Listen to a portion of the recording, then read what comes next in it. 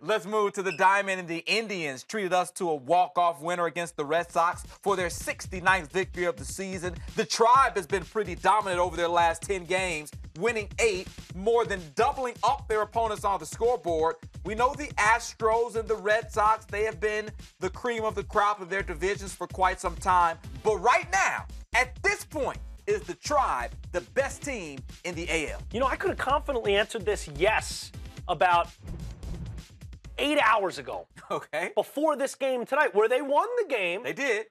But they happen to lose Andrew Miller in the process.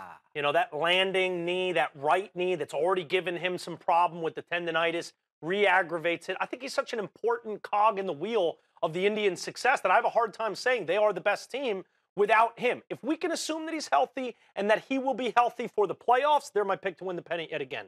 I think when you look at that pitching staff, it's slightly better than the Red Sox. Kluber, Sale, that's a wash. I think the guys behind Kluber are better than the guys behind Chris Sale, especially because you just don't know what you're going to get, if anything, from David Price. And even when he's been in the playoffs, he's been ineffective. So I do trust the Indians more. I think they have a slightly better staff. I think they have a slightly better bullpen. The numbers prove that, as the bullpen ERA of the Indians is number 1 in baseball. Red Sox number 3, not far behind. But the Indians have a 2.93 bullpen ERA. They're the only team sub-3 in that department.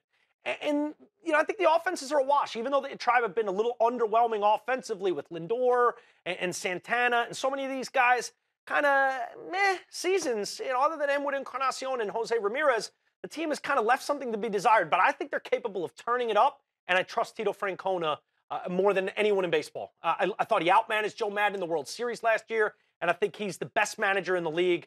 So in the end, if you're going to give me a healthy Andrew Miller, I'm going to take the Cleveland Indians. If we learn something over the next little bit that he's going to be out for extended amount of time into the playoffs, not only will it change my thinking, I can unequivocally say I think the Red Sox are the better team. That's how important Andrew Miller, last year's ALCS MVP, is to the race in the American League. As it stands right now, though, the Indians do have 3 12-game winners in their staff with Bauer, Danny Salazar, turned it up a little absolutely, bit. and Corey Kluber. So pitching was what took them to the World Series last year, and if Andrew Miller is healthy, they certainly have a great chance to make it back.